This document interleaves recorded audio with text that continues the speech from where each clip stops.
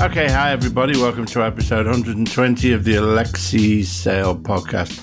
I'm sorry we weren't here last week, but frankly, we just logged on and then we just sat staring at each other and had nothing to say really to each other.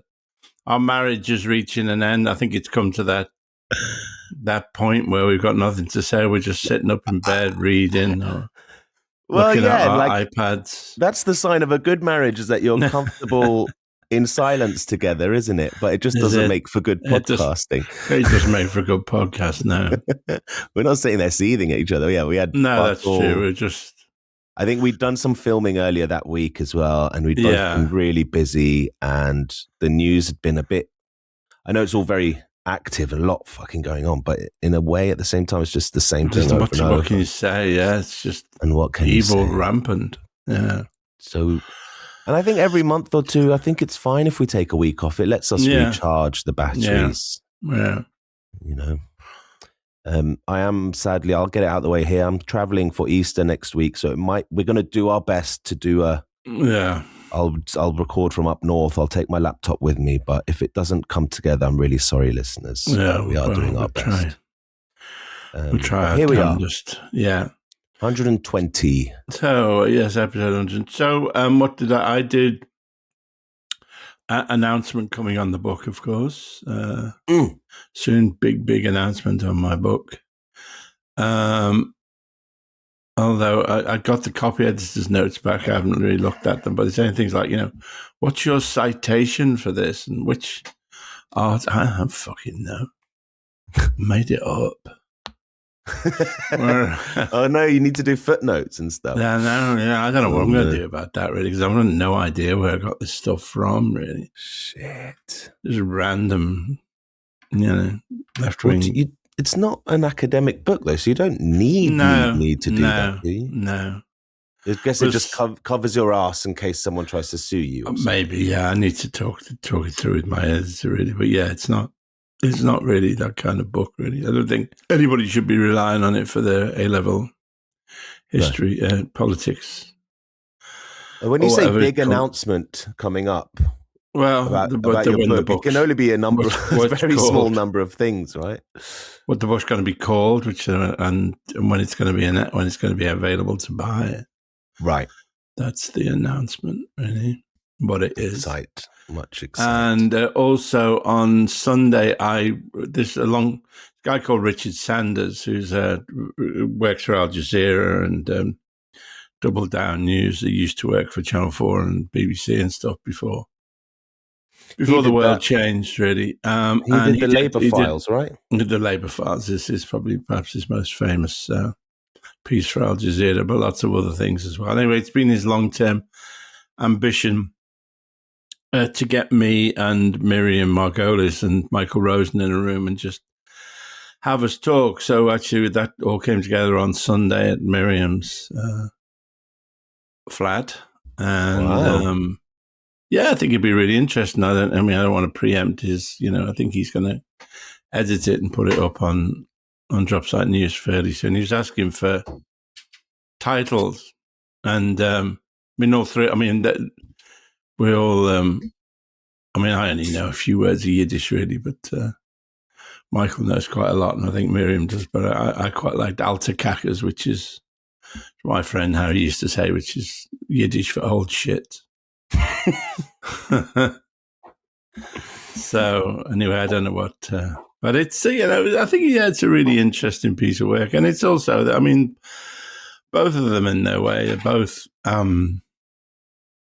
people, they're both, they're motivated by just injustice and by a certain morality, and not to support this terrible genocidal apartheid, ethnic cleansing state. Neither to just be quiet about it as well, which is option 3.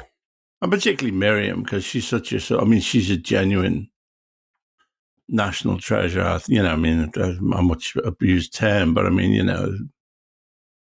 she has carved out a space for herself as this kind of lovable, kind of, kind of swearing, farting kind of character on Graham Norton and what have you.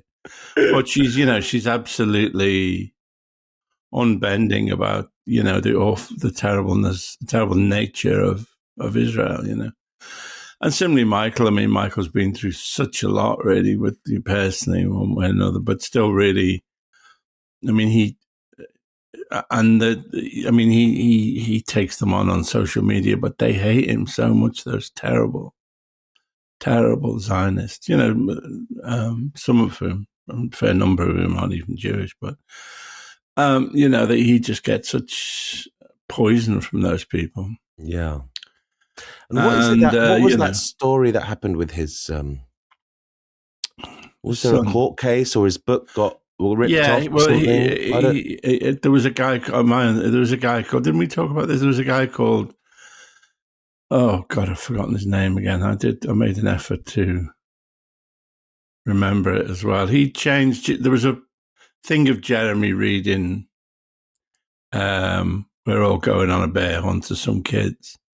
And he changed the title to We're All Going on a Jew Hunt. And he's in this group called Labour Against Anti-Semitism, most of whom aren't Jewish, although one of them invented a Jewish persona for himself. But God, I keep forgetting his name. Bender, what's the one who killed himself? The one what? The Michael Rosen one who killed himself. No, Newborn. Yeah. So this was a guy called Peter Newborn, who, and then he was encouraged by Margolyes of patron law to sue Michael when Michael, correctly objected to this photoshopping thing. And anyway, I think Newborn was in trouble for disciplinary matters, nothing to do with Michael, but he was about to be fired from his university and had also racked up tremendous costs, I think, with Margolyes, and killed himself. So, and I think, the only person really, these awful monsters like Tracy Ann Oberman and Rachel Riley, they've launched the Peter Newborn Award for fighting anti-Semitism, even though Peter Newborn's widow begged them not to. And really, as somebody was saying, Paul Holden was saying, the only one who really cared about Peter Newborn was Michael Rosen, really. The one who was really genuinely worried about his mental health was the man he was abusing, or the man who was abusing him. And, it was just... Wait, so Newborn made that altered image of the bear hunt. Yeah. And it's... Because Michael you can't give me a straight answer, I have had to Google it while you were talking about all that. So, yeah. Newborn changed the image to make it about Corbyn, basically. And that's Corbyn it was a shot of Corbyn reading to some kids from Michael Rosen's book, We're Going on a Bear Hunt. And Newborn changed the title to We're Going on a Jew Hunt. And, saying, this is anti-Semitic. Fuck. Jeremy Corbyn, all that crap, all those lies. Anyway, Michael Rosen then said, this is offensive and anti-Semitic. And then it ended up in a court case, which Newborn was about to lose when he killed himself. So, and Newborn was Jewish or not? No. So the Times of Israel reported on this. Mm-hmm. And their way of twisting it is kind of...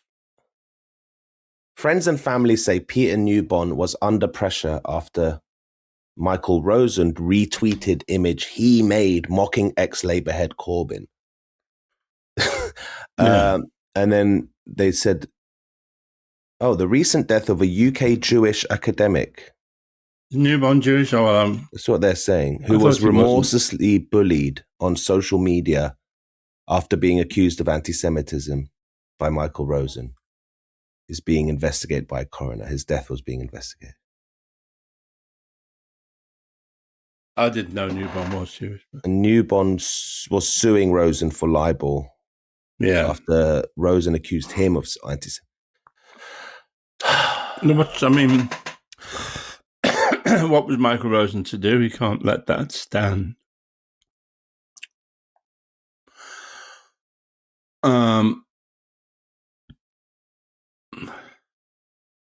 But Right. of course, Mark Lewis is also the one that the Israeli audience member who was in the audience at Reginald D. Hunter's it's all concert and jumped up and objected. And if you read the judge's summation of that case, where he just really goes after Mark Lewis and the campaign against anti-Semitism, and is really extremely critical, and that's why I know no media covered it really.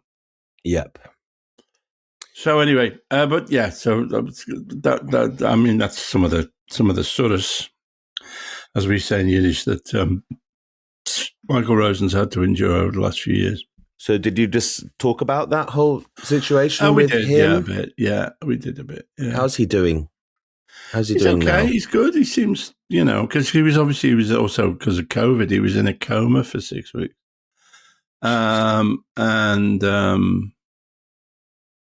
He seems fine, really. He seems okay. He's a good poet as well, actually, I think. I mean, poets and poetry are both much traduced terms, but I think some of his stuff is really good. Yeah, so anyway, we talked. And that'll be out sometime soon. Sometime. Yeah. I think they both talk more personally, really. I mean, I think they've got more things. I was trying to sort of talk geopolitics, really. Here's a poem called Poem by My Cat. By Michael Rosen. By Michael Rosen. Michael is okay, but the trouble with Michael is that when he stands up, he doesn't have a lap. Yes, it's nice. Because he was children's laureate at one point. I wish my cat would sit on my lap. He fucking hates being anywhere near me. Well, he's not earning his cat food. Anyway, so that's coming out at some point. Yeah, quite keep soon. An eye on that. And the war. I mean, war, whatever the hell you call this, in the Israeli and United States assault on Iran continues. And Trump keeps saying that they're having talks, and then Iran keeps saying, "What do you mean? We don't speak to him." Yeah, I mean, it seems like that they didn't expect Iran to,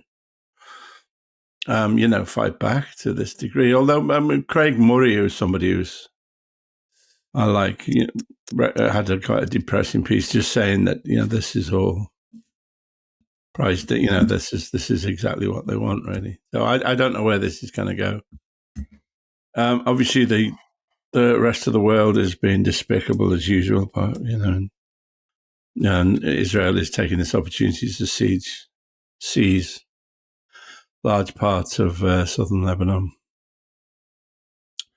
And so this is what they want, as in they just want it to carry on in perpetuity. And I guess so. Yeah, I don't know I don't know why. I don't know. Yeah, I have no powers of prognostication on this one. Really, I can't tell you what's going to.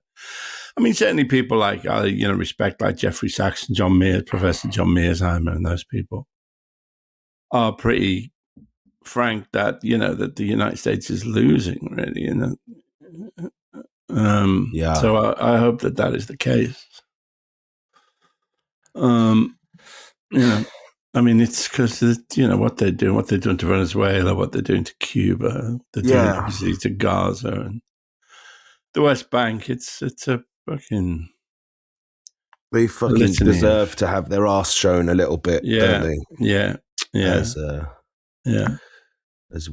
Khaled Winters would say. Craig Murray also seems certain that the ambulance burnings were a false flag. Yeah, well, I noticed they bailed the 2 people. I mean, I don't know whether that means it's either been set alight by, Zionists to garner sympathy, or I guess, Mossad or some intelligence agency. Certainly, they bailed the 2 people they arrested, 2 men they arrested. So, be interested to see what, if anything, if that's just one of those stories that goes away because it's an inconvenient truth. And Iran are not known for damaging healthcare facilities. No, they're not, unlike the Israelis. Yeah, this extremist group that claimed responsibility, as I've seen on social media, especially Loki has been sharing this thing, is that they called Palestine the land of Israel. Yeah, instead of the Zionist entity, or Palestine. Which is some not of the language. Arabic is just gibberish, is AI generated gibberish, isn't it? So yeah, sussy, as they call it, sussy. Have you ever heard someone say sussy? No. Suspicious. All right. That's sus. The whole thing is extremely suspicious. That's sus, bruv. Chris Dharma says number 1 priority to bloviate about that. It's terrible anti-Semitism. Yeah, interesting and worrying, fucking infuriating. Yep. Let me be interested to see what happens if they try and land troops. How that goes, really. Whether they'll be sacrificing U.S. servicemen in the name of Israel. There doesn't seem to be much support for something like that in America, as far as I can tell. Not like after 9/11. I don't know how. I mean, you can say that Trump is a terrible, terrible person, but what his motivation is, it's hard. I don't know. I can't offer any particular insights. I don't know. If you ask a simpleton like me, it's the motivation is to keep out of jail, keep everyone's minds off the Epstein list, and get that 3rd term. Yeah. And keep his billionaire friends happy, But well, you could be right. Yeah. Yeah. It's a very surface level analysis. And yeah, speaking of cats, I don't know, Kate on Instagram asked, are you going to get another cat or is it too soon? Oh, thank you, Kate. Yeah, well, I guess we will one day. Not yet, really. We're still grieving Wolf, really. So,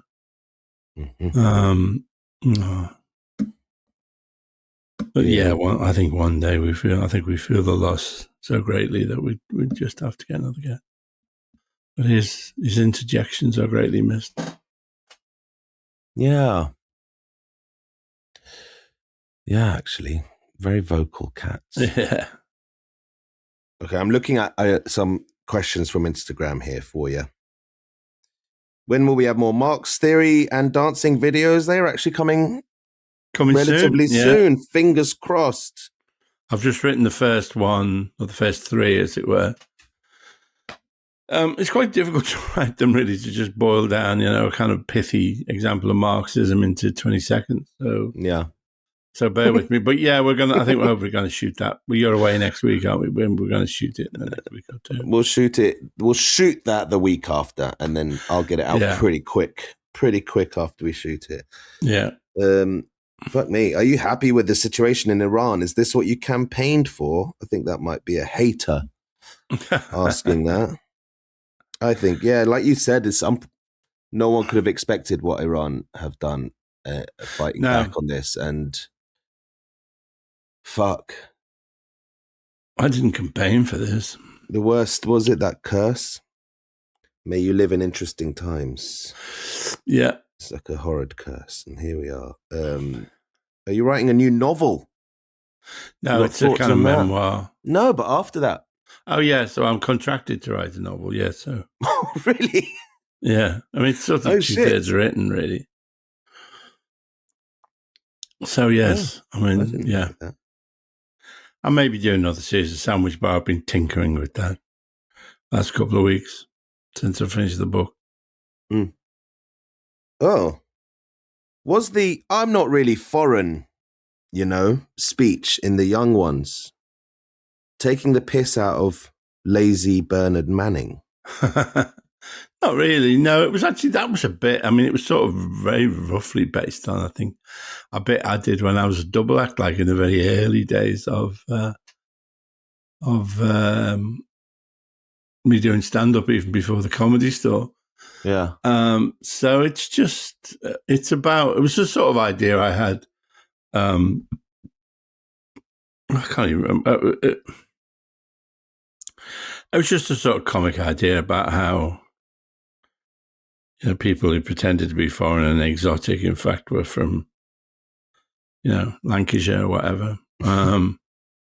It's not you could get away, it's not the most brilliant of comedic ideas, but back then you could, it was because you were doing things for the first time, it seemed brilliantly original.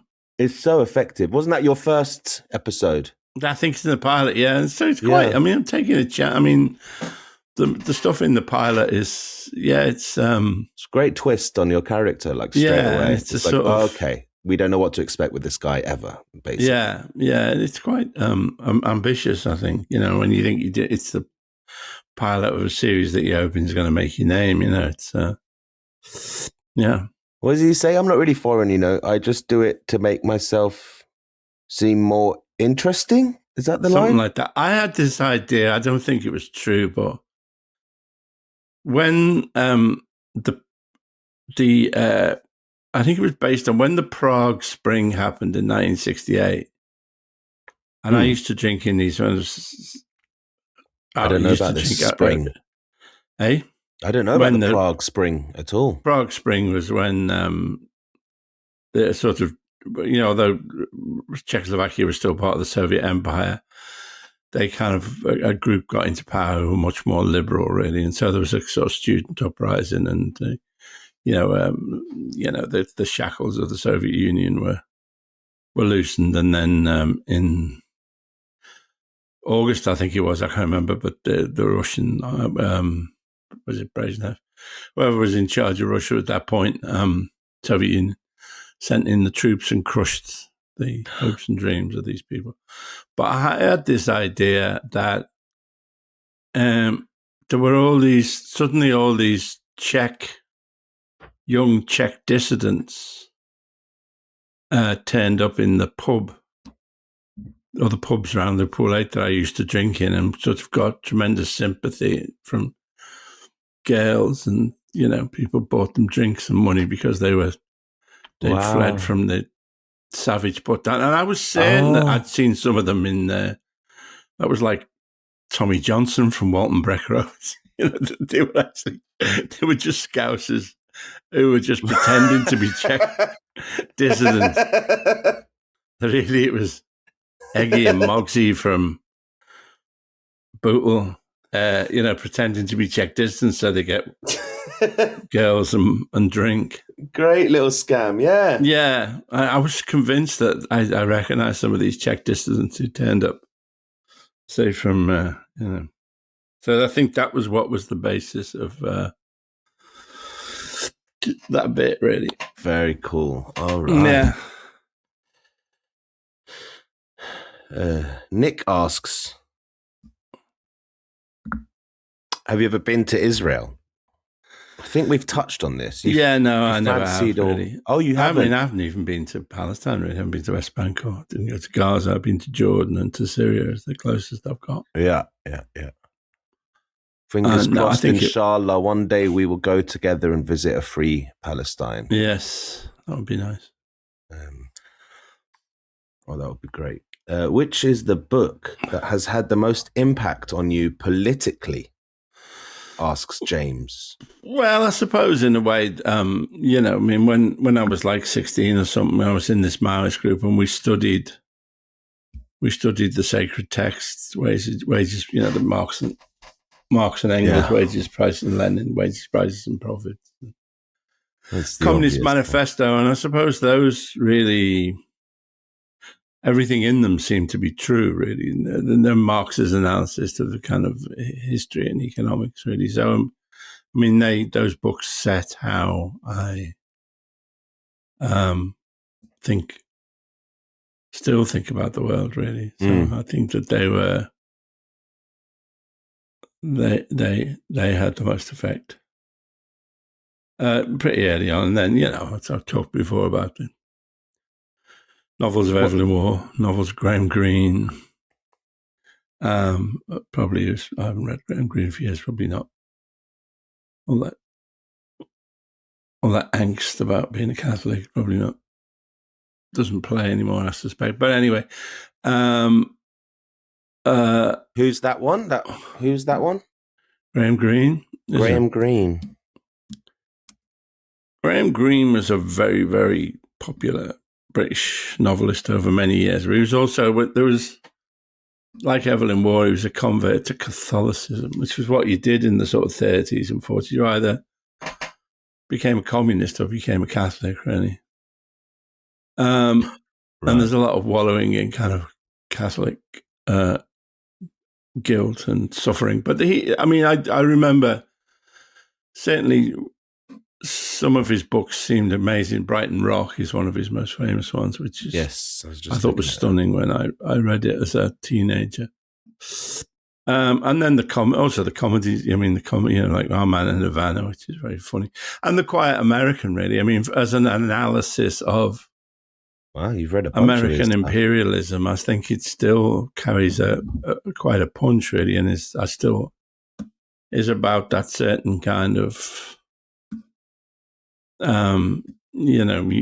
Somebody from the United States who thinks they're doing the best for the world by napalming people.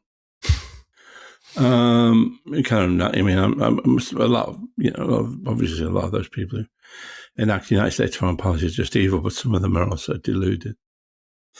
So that is. I also like a book called, one of his lesser works called Travel with My Aunt, which I used to read over and over again.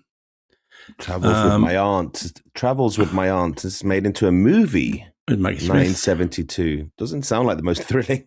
No. The Third Man, I know. But also, The Third Man. I mean, that's in a way his greatest contribution to popular culture was he wrote the script for Carol Reed's The Third Man. Ding, ding, ding, ding, ding, ding, ding. And that finishes on the Ferris wheel, doesn't it, at the end? Prater in Vienna, yeah.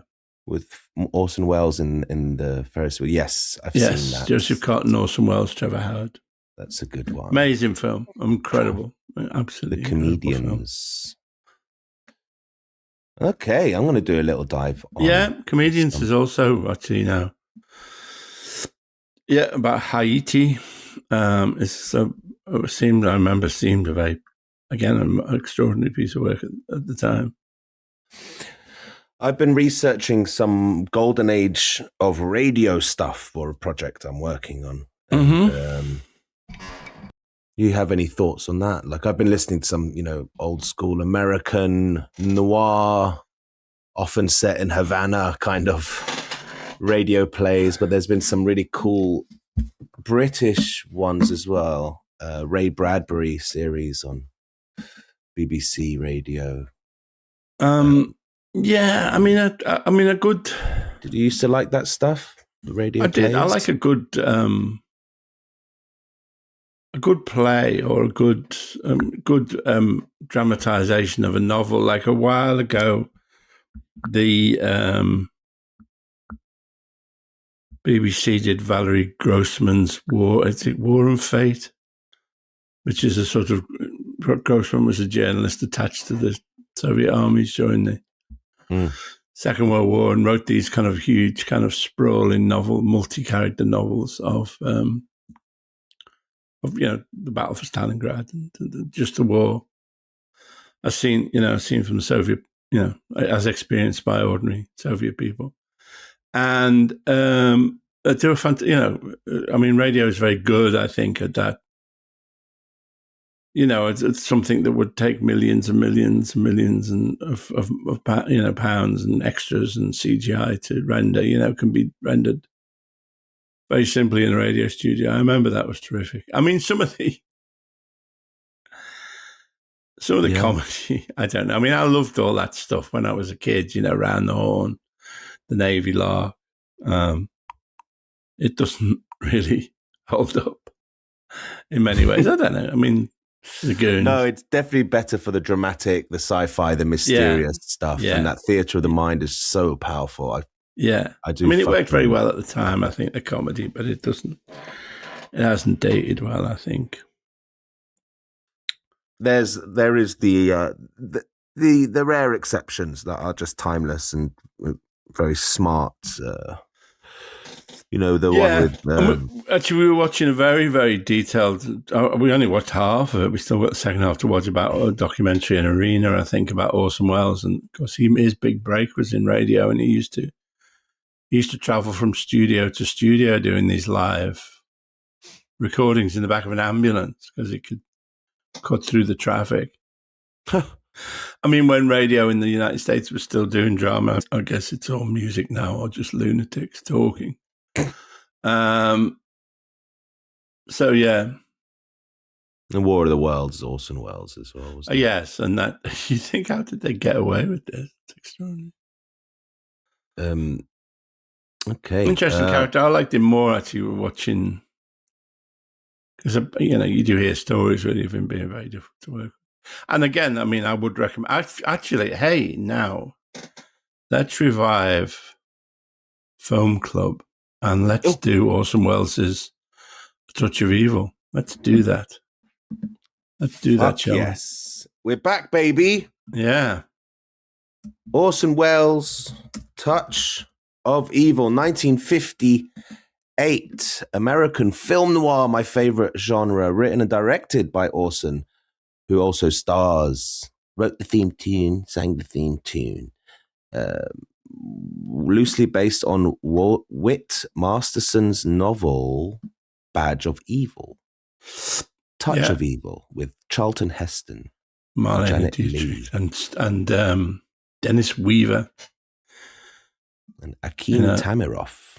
Yeah, it's, I mean, I remember, it's one of those things where I was at home, I think, in Liverpool. I think maybe I was looking after the house because my parents were somewhere else, and Touch of Evil just came on the telly, and I knew nothing about it, and I was so entranced by that fucking movie just to come, in a way that you can't now, but knowing nothing about it. But it is so ambitious, from the opening shot all the way through, really, and that's exciting. It's it's a master. I mean, I remember it being just I was so stunned to be presented with this thing.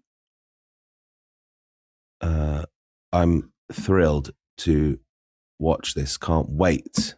I'm just looking to see where online it can be found, and it looks like, unfortunately, unless you have alternative methods, it's one of those movies that you're gonna have to pay £2.49 to watch on basically any of the platforms. Listeners at home, let us know if any of the terrestrial television streamers have it on there for free. If there's anywhere people can watch it for free, leave a comment under the YouTube video of this podcast or on the Patreon. Spread the word. Touch of Evil, 1958. We will watch it.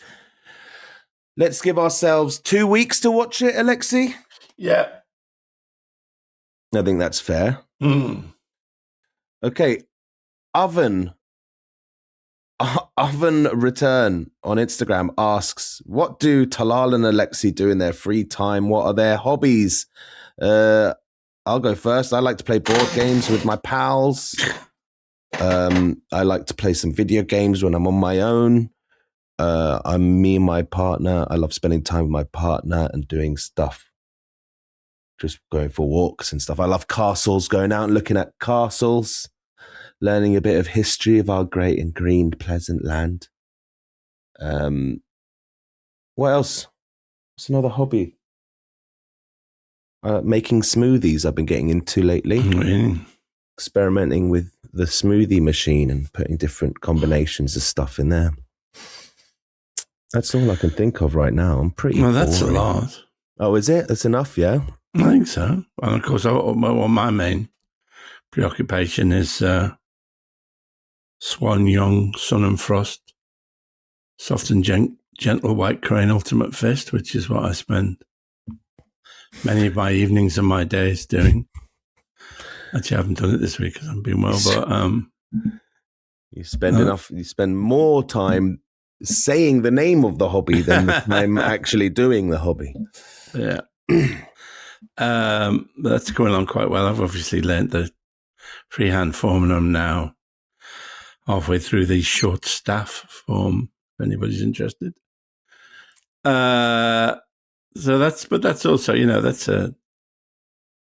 I've got many good friends in the club as well. So that's, it's we see each other outside of class. But I think that's, I used to have all you can eat buffets, but that's kind of, was that, you considered that a hobby? It was a hobby, yeah. And cycling? Well, and there was also that, I had that book, Time Out's Top 100 Budget Restaurants, and my ambition was to eat in every one. And so I would go to a place, and the place that was listed in the book had closed down. And then the place that replaced it had closed down. But I would insist on eating there, even if it was now famous listers.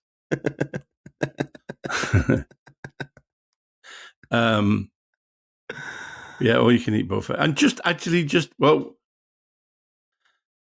I think, when you see adverts sometimes for people looking at houses for sale, it says no time wasters. I think me and Linda are the time wasters. It's like it's like we're on holidays. We go and look at houses that we've really no intention of buying in all over the place. I mean, Primrose Hill, Southgate. They're just two of the reasons. It's just two. That's kind of a fun one. It's good to well, you get to see ideas, doesn't it? You get some ideas. You get to see how other people live. And Southgate, I think it's too far away, and a lot of it's right at the end of the tube line, and a lot of the trains don't even go run all the way through. But it's because it's up there is since the 70s, I think, has been colonized by Greek Cypriots, and then more recently, I guess Albanians and Bulgarians and stuff. So it's amazingly exotic. Like Southgate is full of these just bakeries. These incredible bakeries, which are just full of, I don't know. Every single one's got shaven head men in tight, impossibly tight tracksuits, sitting outside smoking. But they're full of kids and families and people. Everybody's talking Greek, and obviously incredible pastries and sandwiches and shit like that. And there's delis, and it's just terribly exotic, really. Looks nice. Yeah. Oh, it's got the same tube station as, well, it looks the same exterior. Hanger Lane. Yeah, tube. It was all the same architect did all those tube stations on the Piccadilly line. I used to I've got framed photographs of some of them somewhere. I think they're in storage. It's quite a common sight, isn't it? Yeah. Yeah, they're sort of very space age from the sort of 1920s. And if you live near Hanger Lane, if you stand in the middle and talk, the room is a perfect circle, and it's tiled really nicely. So the reverberations, you can even talk at really quiet. Yeah, they're amazing. And you hear your voice like 16 times in your ears. That's also the Piccadilly line, isn't it? Yes. No, it's fucking not. Hanger Lane is Central Line. Central Line. Oh, I don't know. It might be a different. But certainly all those Southgate. But they're like outer edge, so maybe they were all built at the same time. These kind of outer stations. Very nice. I mean, it could do doing up at Turnpike Lane. They're all kind of very sort of space agey 1930s. All, I think, done by the same architect. I like a lot of nature stuff as well. I love birds and animals, and we watched Attenborough's Wild London last night. You seen that? Right. No. On BBC iPlayer? No. Wild I don't really London. watch. He's like, yes, I go for a walk. Of course, I walk every week on the Heath. Yes. With my friend Oscar when he's in town. Yes. You enjoy the wildlife out there? Yep.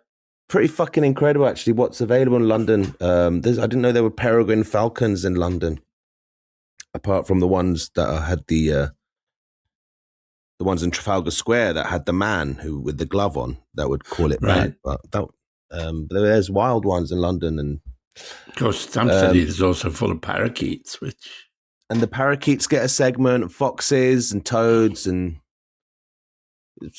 let me look at London in a new light. You know what I mean? That's good. It's very nice. Apart from that, going to the theatre. I mean, Linda goes to the theatre. She goes for both of us. And I watch, my other hobby is like watching 1 or 3/4 of a new thing on Netflix or Amazon, a new series, and then just going, fuck that. Never watching it again. There's so many of those things, and everybody's worked so hard they've all been in Vancouver for a year, and you just, and they're on. I long for like a really, just a Jason Statham film, just a stupid Jason Statham film.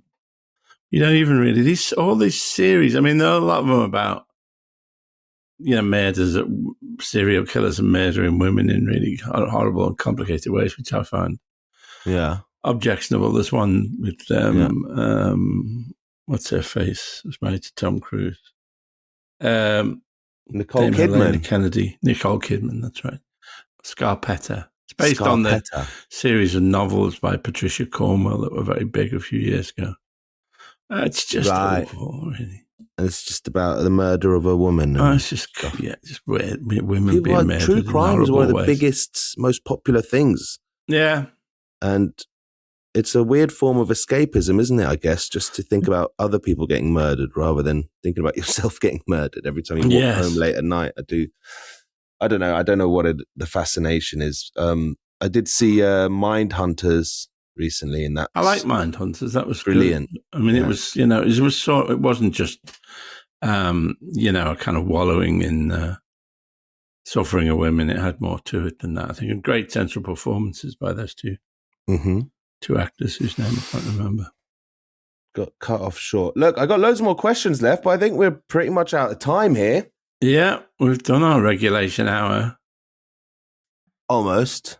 We started this call about 10 minutes before we started the recording, so I'm counting that 10 minutes towards the hour. But I'll get back to some of these questions. Thanks, everyone, for sending them in. But I'll end with this one. Stephen has massive bone to pick with you, Alexei. He emails in, C17 fake news. I'm heartbroken, he says. Alexei is my all-time comedy hero. And it also, he shares my passion for military hardware. But I must mention, I'm opposed to any form of military action. Yes, good for you. However, Alexei got his aircraft recognition completely wrong last week, referring to the C-17 as the Galaxy. The Galaxy C5, yeah. Is the much older C5. C-17 is the Globe Master, I think. I'm sorry. I know. Forgive me. I'm sorry about that. I should know better. C5 Galaxy. I think the C5 Galaxy is a more impressive looking aircraft. It said it's been performing for 55 years and is still operational. Looks very modern. I'm going to look at a picture of this because this is all just nonsense. I'm still getting my C5s and my C-17s mixed up. Lockheed. Oh, it's a Lockheed Martin fucking plane. Well, they're all made by some evil corporation. That's the Galaxy there. Right. I think that's the one I don't like. So that's the C5 guy. I think it must be the C-17. I think is more attractive. It's chunkier. Bloody hell. That's a surreal thing to see. Yeah. Is that what these planes are for? Tell us what's going on there, Alexei. I can't quite. Is that a helicopter? Well, both the C-17 and the C-5 are they're tactical lift aircraft, so they can transport tanks or helicopters or armored fighting vehicles to near to the battlefield and then land. And so they both their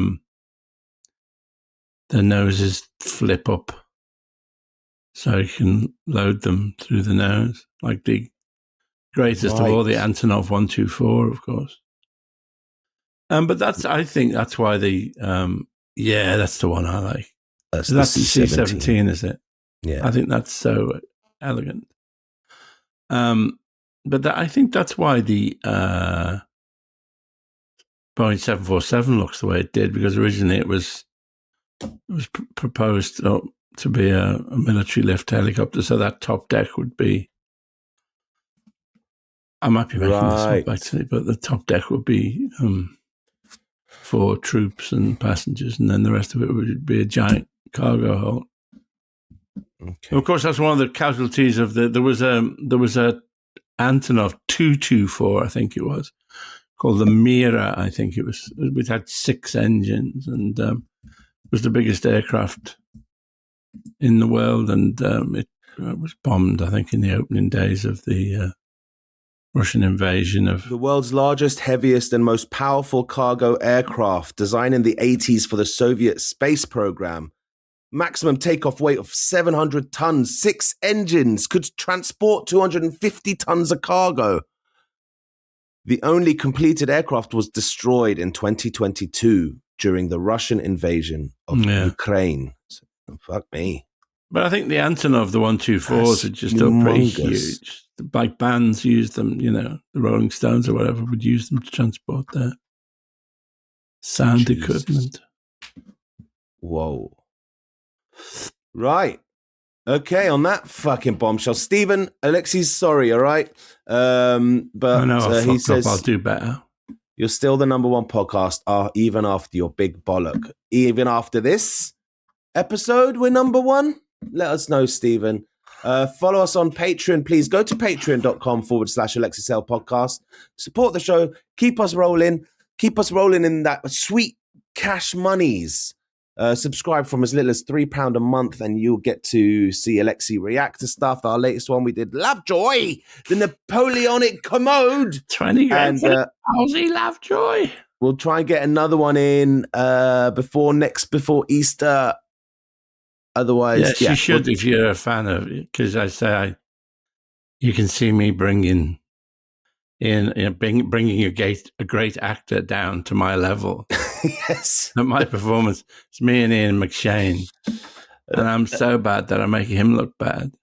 Well, you know what? Lots of love for that episode of Lovejoy. Actually, in fact, it's worth probably quickly just here we go to post. Some of the comments under it, they say that you're not that bad. Well, that's very kind. That's a staring endorsement. I thought the cartoonishness was part of it and fitted in with the story of a 20 grand Kazi and a pint of gin. I thought, said Sean, Paul said, I thought it was a good performance in context. Alexei suggested Phyllis Logan was married to the butler in Downton Abbey, but she's actually married to Kevin McNally. Another correction. Oh, right. How about we do the opening sketch? Opening sketch of Stuff, season 1, episode 4 of AR. I'll have a look at that. Thank you for the suggestion. He sent a YouTube link with it. I love that. You've out bad cockneyed Pacino, said Riley. And apparently Lovejoy's coming back, maybe. Really? The makers of Slow Horses might be making a new Lovejoy. But if you want to watch Alexei Sayle Reacts and some other exclusive stuff, go to patreon.com/Alexei Sayle Podcast. We've got to go. So, Alexei, say those magic words, please. Bye-bye.